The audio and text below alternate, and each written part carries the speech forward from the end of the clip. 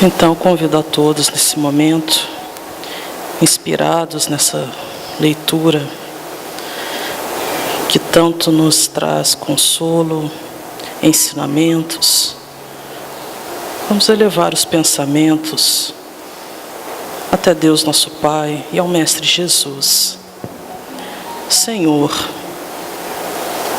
Mestre Divino, aqui nos encontramos,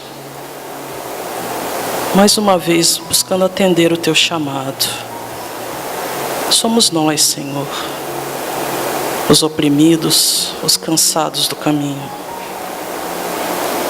Te buscamos, Senhor, para beber dos Teus ensinamentos, para que possas falar aos nossos corações tão sedentos de amparo, de consolo, de amor e de justiça.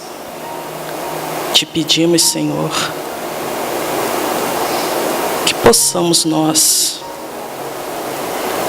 através dos conhecimentos que aqui serão ministrados, banhar as nossas consciências tão endividadas, tão equivocadas, nas águas cristalinas do Teu Evangelho, que nos purificam e que nos habilitam para ir a campo, solucionar as nossas dificuldades.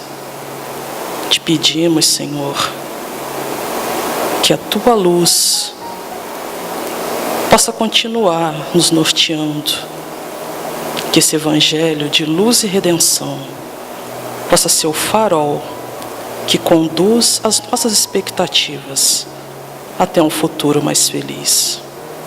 Rogamos aos trabalhadores desencarnados desta casa que possam acercar-se de nós, nos trazer o medicamento necessário às nossas doenças espirituais. Te agradecemos, Jesus, e te pedimos que fique conosco, que a Tua paz e a Tua luz nos envolva hoje e sempre. Que assim seja. Então, temos na manhã de hoje o nosso irmão, companheiro, trabalhador da casa, Eduardo Bertolini, que conversará conosco acerca do tema o perdão. Que Jesus te envolva, Eduardo. Bom dia a todos. Que as bênçãos do Mestre Jesus recaiam sobre nós, encarnados e desencarnados, pois sabemos que essa casa, além de um ponto de luz nesse planeta, para todos nós, significa também um amparo e um apoio para os nossos irmãos desencarnados. Esse ambiente se expande, né, para que essa coletividade toda se achegue até nós, aproveitando também os ensinamentos do Mestre Jesus. Para falarmos desse tema bastante complicado, um tema que nos aflige a todos nós, todos os dias, eu gostaria de convidar vocês a trabalhar um pouquinho no campo imaginativo. Hoje nós vamos trabalhar um pouquinho com o sentido simbólico. E para início, eu gostaria que vocês se imaginassem numa jornada subindo uma montanha, todos caminhando num processo de elevação. Vamos entender isso como uma jornada subindo uma montanha. Em um determinado ponto, nós vamos observar uma casa de apoio, que serve de apoio a esses viajores, a quem está nessa jornada. Como esta casa, por exemplo. Ao chegarmos ali e observarmos as pessoas que ali passam, nós vamos ver pessoas que chegam, rapidamente se abastecem do que precisam e seguem a sua jornada. Outras pessoas, no entanto, vêm carregadas com uma mochila, uma carga muito grande, com até dificuldade para caminhar. Joelhos sangrando, passando por caminhos mais difíceis nessa jornada, sofrendo, chegando exaustos a esse ponto de apoio. Também recebem o ajuda e prosseguem. Por que alguns chegam tão rápidos e leves e seguem a jornada? Por que alguns chegam tão carregados, exaustos, sangrando, passando por caminhos mais difíceis, por espinheiros, e chegam também a esse ponto de apoio, recebendo, obviamente, ajuda, e continuam também. Por que essa diferença? É necessário que a gente pense um pouco nisso, e vamos então guardar essa dúvida, essa pergunta, para que a gente possa voltar um pouquinho mais tarde nesse ponto. Ao analisarmos as obras de Kardec, nós vamos primeiramente entender um pouquinho o capítulo 10, Bem-aventurados os misericordiosos. E lá está assim: perdoai para que Deus vos perdoe. Bem-aventurados os que são misericordiosos, porque obterão misericórdia. Para os mais incautos, para aqueles que ainda estão presos à visão material, naquele processo de compra e venda, de troca, essa mensagem pode parecer algo do tipo: eu preciso dar alguma coisa para depois receber. E isso é fruto da nossa infância espiritual, esse tipo de pensamento. É fruto da nossa imaturidade. Se Deus perdoardes aos homens as faltas que cometeram contra vós, também vosso Pai Celestial vos perdoará os pecados. Fica aí esse pensamento de que eu preciso barganhar alguma coisa. O pensamento assim, ele é aquele pensamento ainda pertencente àquele espírito que viveu há 700 anos antes de Cristo e acreditava numa lei chamada Lei de Talião, a lei do olho por olho e dente por dente. Ele desconhece que com a vinda de Jesus nós conhecemos uma nova lei, a lei do amor, da justiça, mas uma lei de ação e reação, que é a que nós devemos entender. Mas se não perdoardes aos homens quando vos tenham ofendido, vosso Pai Celestial também não vos perdoará os pecados. Muito bem. Aqui vem uma pergunta que está no Livro dos Espíritos. Porque como que nosso Pai Celestial vai observar cada uma de nossas consciências? Será possível, será necessário, na verdade, a pergunta, será necessário que isso aconteça? Será necessário que Deus atente em cada um de nossos atos para nos recompensar ou punir? Esses atos não são, na sua maioria, insignificantes para eles? Até a gente pode ter um pensamento mais logístico sobre isso e imaginar que mecanismo teria Deus para observar cada pensamento, cada ato de cada encarnado, 7 bilhões de encarnados que estamos hoje sobre esse planeta. Que mecanismos? Que processo tão complexo seria esse? E aí vem a resposta: Deus tem suas leis e a regerem todas as vossas ações. Se as violais, vossa é a culpa. Então, todo espírito, ele nasce com as inscrições das leis divinas registradas em si. Todo espírito nasce para o bem, para a evolução. Se nós violamos essas leis, nossa é a culpa. Está na nossa consciência a lei. É como se a gente recebesse nesse espírito um programa operacional, né? Para quem conhece computador. Um programa operacional, um chip, que já vem lá gravada todas as leis divinas. Mas ele, não é necessário que ele fique monitorando cada um de nós. Esse processo, nós mesmos fazemos através da nossa consciência. Porém, ele traçou um limite. E esse limite são as enfermidades. Ora, o que tem a ver as enfermidades com tudo isso? Toda enfermidade, todo processo enfermiço que recai sobre nós é fruto, primeiro, dos nossos sentimentos. Os nossos sentimentos que são herança de nós mesmos.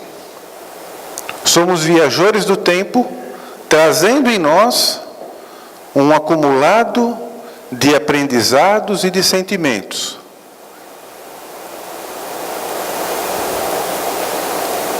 Conforme o grau, conforme o amor presente nesse sentimento, ou o desamor presente nesse sentimento, nós vamos contaminar as tessituras do nosso perispírito.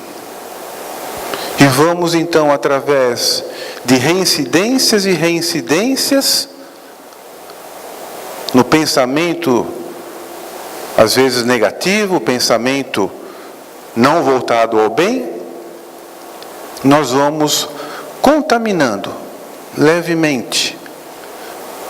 Mas se perseverarmos neste pensamento negativo, em encarnações sucessivas, nós teremos, em determinado momento, um comprometimento tamanho em nosso perispírito que ele vai se manifestar e somatizar no nosso corpo físico. E aí, às vezes, a gente fala assim, né? Ah, você veio buscar ajuda pelo amor ou pela dor? Não é? Qual a razão? Porque essas doenças, elas não precisam necessariamente ser doenças físicas, algo que me leva a um processo hospitalar, medicamentoso. Essas doenças podem ser, inclusive, doenças comportamentais. E aí é que mora o perigo. Aí é que mora o perigo. Novamente, nós vamos agora exercitar um pouquinho da nossa imaginação para trabalharmos, né, os símbolos que são nos trazidos. E no livro Caminho, Verdade e Vida, escrito por Francisco Cândido Xavier e ditado pelo Espírito Emmanuel, no capítulo 24, nós temos uma lição fantástica. Diz assim: o tesouro enferrujado. O vosso ouro e a vossa prata se enferrujaram. Isso está no Evangelho de Tiago. Todos os sentimentos que nos foram conferidos por Deus são sagrados. Constituem o ouro e a prata de nossa herança. Mas, como assevera o apóstolo, deixamos que as dádivas se enferrujassem no transcurso do tempo. Faz-se necessário trabalhemos afanosamente por eliminar a ferrugem que nos atacou os tesouros do Espírito. Para isso é indispensável compreendamos no Evangelho a história da renúncia perfeita e do perdão sem obstáculos, a fim de que estejamos caminhando verdadeiramente ao encontro do Cristo. Então aqui uma linguagem bem simbólica, né? Quando é nos colocado, né, que os nossos sentimentos são os nossos tesouros. Então tudo aquilo que nós recebemos na criação do nosso espírito e desenvolvemos são os nossos tesouros. Mas ele fala, né, que ao passar dos tempos, esse tesouro da nossa herança enferrujou. O simbolismo aqui do ouro, da prata. Vamos fazer uma analogia mais simples. No nosso dia a dia, né, quem já não teve lá um objeto qualquer em casa que oxidou, enferrujou, se apresentou em algum determinado momento cheio de ferrugem, óxido, a coisa ficou bem feia? Vamos pensar nisso. O que faz? O que faz com que eu possa pegar uma peça, um ferro, alguma coisa, e retirar a ferrugem desse objeto? Eu vou ter que passar por um processo de atrito, né? Eu vou pegar uma lixa, eu vou pegar um bombril, uma esponja, dependendo da situação, e nós vamos passar a atritar até que essa ferrugem se dissipe, saia e possa voltar ao brilho desse tesouro, desse metal. E isso faz com que a gente pense nessa lição como o processo de relacionamento que nós temos com as pessoas. Todo espírito só vai evoluir, só vai se desenvolver se estiver trabalhando os seus relacionamentos.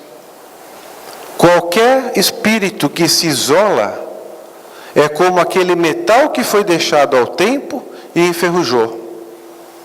Recebeu a ação da inutilidade e se enferrujou. Somente nas relações humanas é que nós vamos conseguir retirar essa ferrugem que se formou nos nossos sentimentos. Então, os nossos sentimentos representam os tesouros, nossa herança divina, nosso patrimônio interior. Esses tesouros, quando não recebem o cuidado, eles deterioram, enferrujam.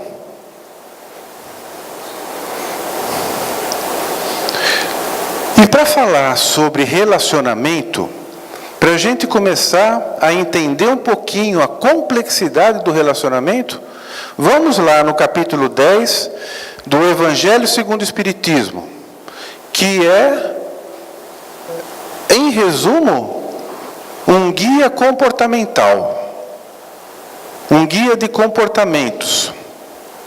E nós vamos ver lá no capítulo 10, bem-aventurados os misericordiosos, quando se fala da verdadeira caridade. O que é a verdadeira caridade? Começa pela benevolência. Processo em que nós precisamos nos doar. Nós precisamos ajudar. Mas aqui ele fala assim, benevolência para com todos. Isso significa que nós estamos incluídos nisso. Benevolência para com todos. Porque muitas vezes nós, na ânsia de ajudar, na ânsia de estar olhando, né, ou cuidando dos outros, nós nos esquecemos de nós. Nós nos esquecemos de nós. E entramos num processo estressante e exaustivo que também nos leva a adoecimentos. Nós também precisamos sempre estar olhando para nós mesmos, cuidando do nosso espírito. A evolução, ela não se faz em saltos, ela se faz lentamente, num processo gradativo. Não é necessário que nós tenhamos tanta ânsia, tanta ansiedade. Às vezes nós não estamos preparados para isso. Benevolência para com todos inclui a nós mesmos. Também nessa lição nós vamos saber que é necessário ter indulgência para com as imperfeições alheias. Aqui está bem claro, né? Imperfeições alheias. Aqui significa o trabalho da tolerância para com o próximo. Eu preciso ter entendimento sobre as minhas fraquezas, mas eu não posso ter indulgência para com as minhas fraquezas, porque eu preciso trabalhá-las, eu preciso melhorá-las. Mas nesse processo de relacionamento, nesse processo onde nós vamos tirar toda essa ferrugem e manter esse metal polido, brilhante do sentimento, é necessário que eu pratique a indulgência e a tolerância. Então, hoje em dia, nós, também mergulhados nesse processo ainda materialista, nós temos grandes dificuldades do entendimento, né, da compreensão das dificuldades alheias.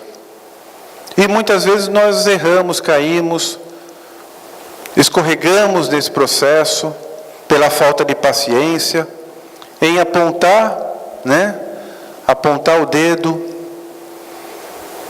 publicamente, às vezes, fazer com que essa pessoa sinta o ardor de uma palavra sincera, que pode se transformar num sincerocídio, porque eu mais vou prejudicar do que ajudar.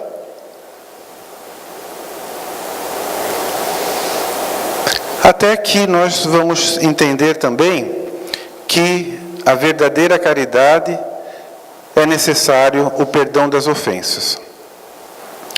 E aí nós voltamos novamente no processo de relacionamento. Não há como alguém que faça bodas de ouro dar um beijo sincero em seu parceiro se não tiver exercitado o perdão. O perdão que parte da benevolência, da doação de si mesmo, o perdão que entende as dificuldades alheias e o perdão sincero, aquele perdão que não faz pesar a ninguém o seu ato.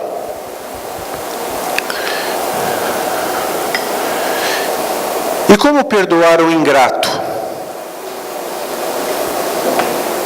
Porque a ingratidão talvez hoje seja o que mais nos causa ferrugem, vamos dizer.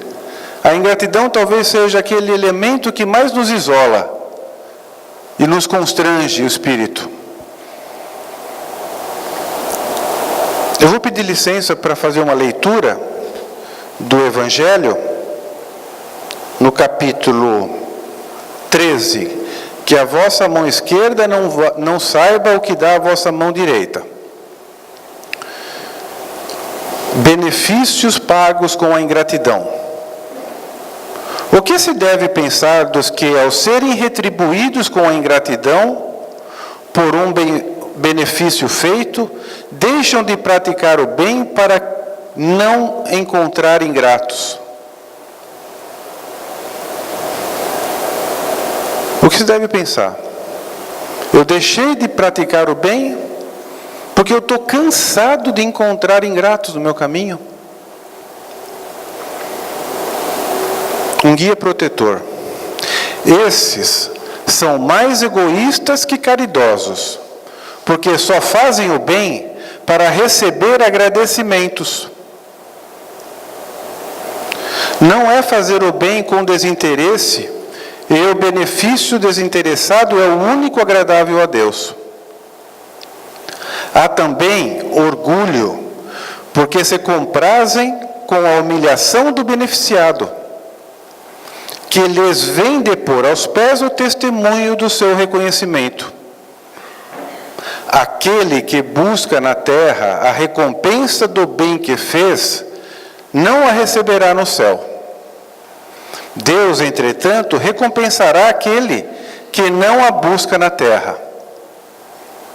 É preciso sempre ajudar os fracos, mesmo sabendo de antemão que aqueles a quem fizerdes o bem não irão vos agradecer. Sabeis que, se aquele a quem prestais um serviço o esquece, Deus o levará mais em conta do que se já estivesses recompensados pela gratidão do beneficiado. Se Deus permite que sejais às vezes pagos com a ingratidão, é para provar a vossa perseverança em fazer o bem.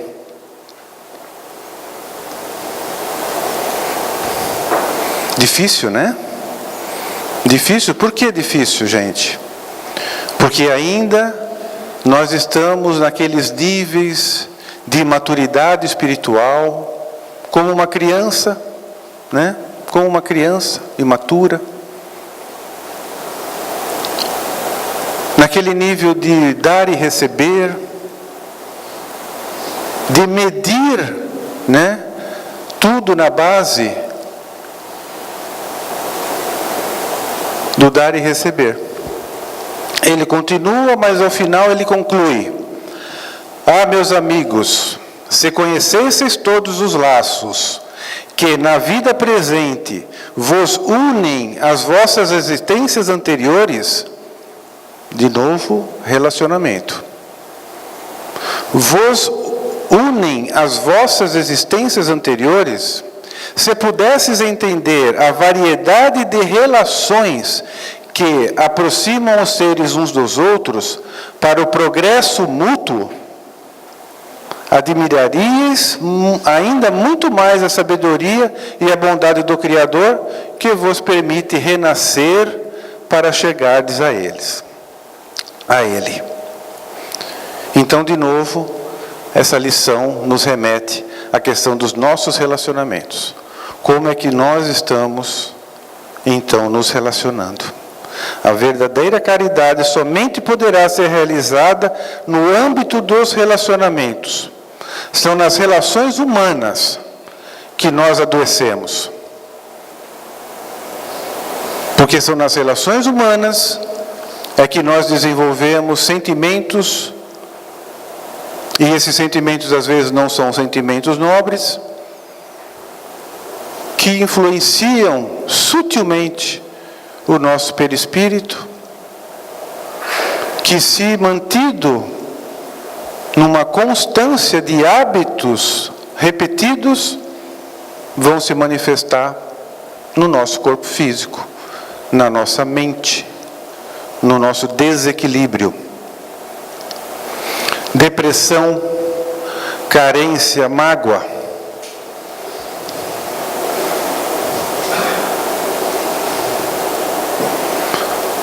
Vamos voltar àquela casinha no meio da montanha, onde nós estávamos lá, observando os viajores. Uns chegavam rapidamente, se abasteciam e partiam, leves. Outros chegavam carregados, pesados, e insistiam em trazer aquela bagagem inútil, desnecessária.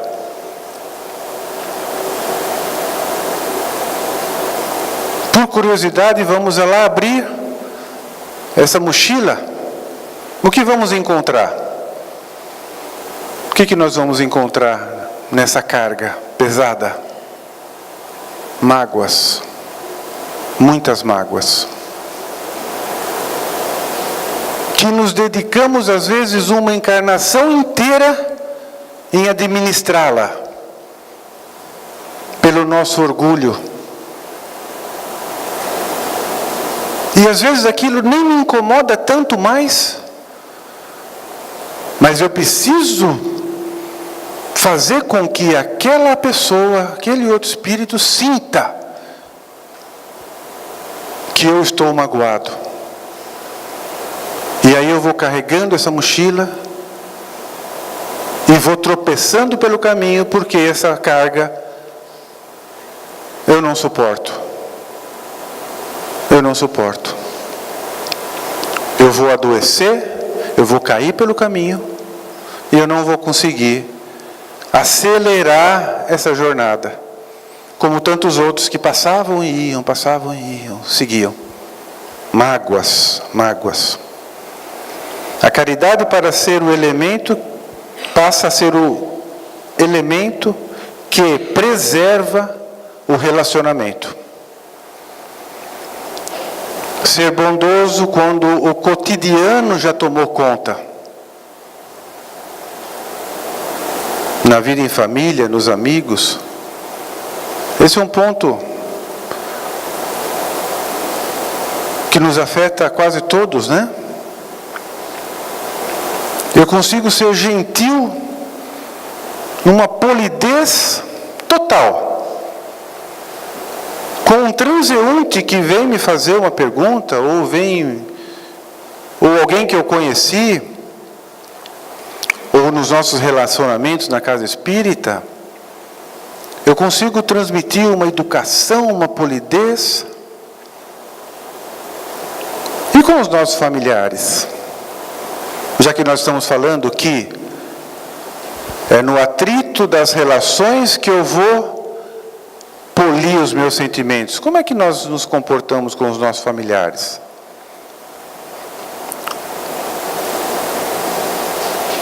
No começo, bem legal, né?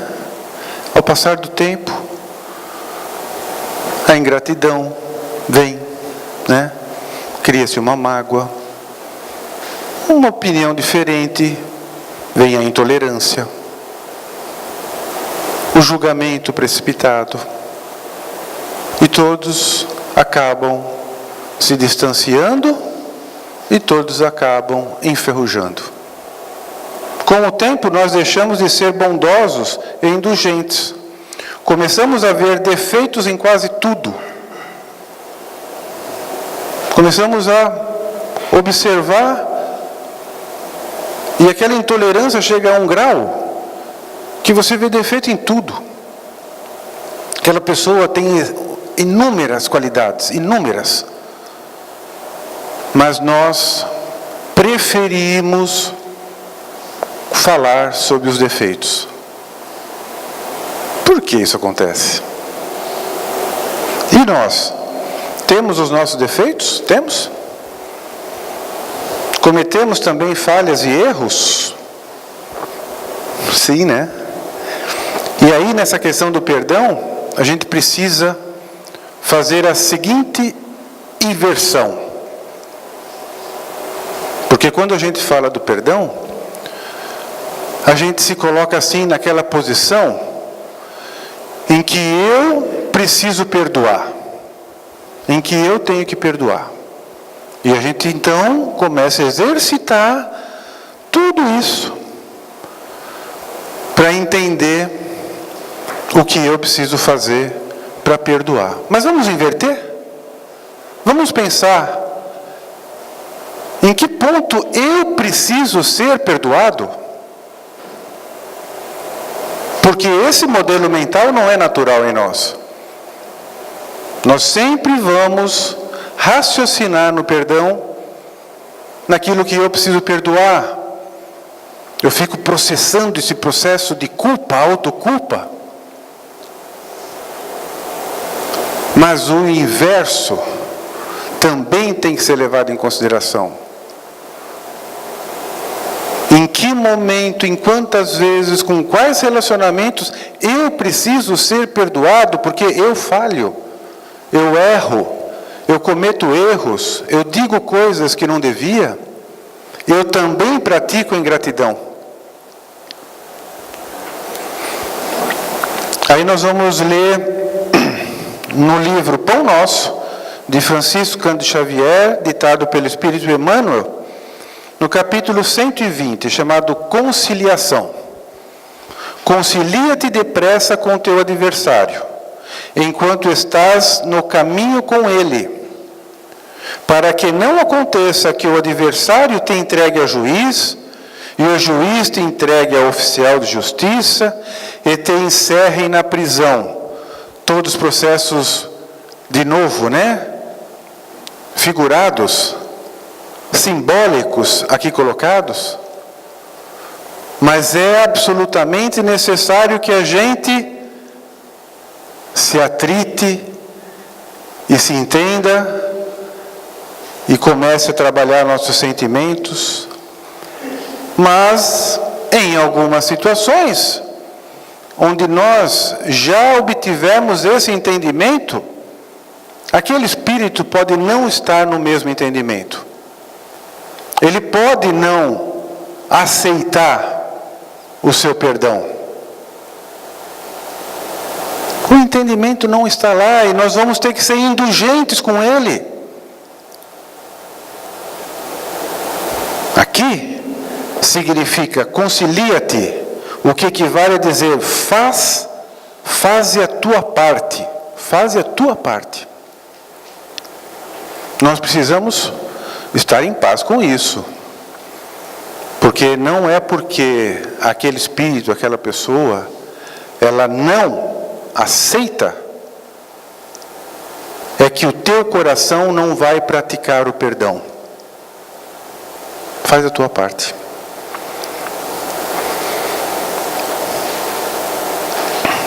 Jesus estava na cruz, nos últimos momentos de vida aqui nessa terra. Faltavam alguns minutos para o desencarne de Jesus e vieram uma falange de anjos do céu para recebê-lo, receber de volta o governador do planeta. Felizes porque o governador do planeta estaria retornando à governadoria. Vinham anjos cuidar dos seus ferimentos, vinham anjos com aromas perfumados colocar sobre ele. Os anjos da justiça vieram para anotar o nome de todos aqueles que participavam daquele ato, para resgates futuros. Mas desceu o chamado anjo solitário, um anjo solitário. E esse anjo solitário, ele veio focado. Era o anjo da caridade. Veio direto conversar com Jesus, porque Jesus o havia chamado.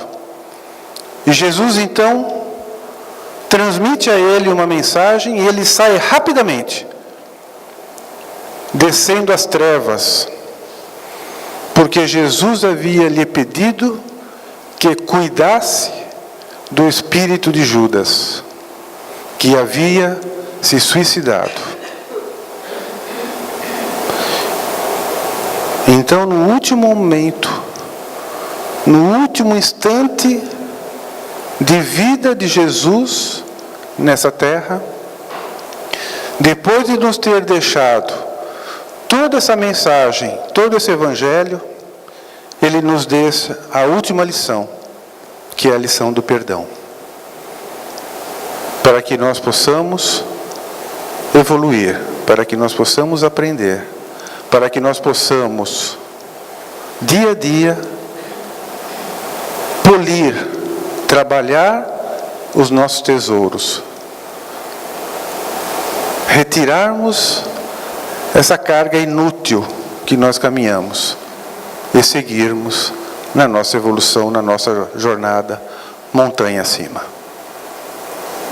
Muito obrigado, que a paz de Jesus permaneça convosco. É muito comum, quando ouvimos esses temas, como o perdão, muitos de nós nos recordarmos de alguém que geralmente é da nossa família, que nós juramos que deveria estar aqui para ouvir. Mas nós sabemos que se nós nos dispusemos a deixar os nossos lares para estar aqui e ouvir falar sobre o perdão, é porque essa necessidade é nossa. Agradecemos ao Eduardo por essa explanação belíssima, por ter compartilhado conosco as suas reflexões.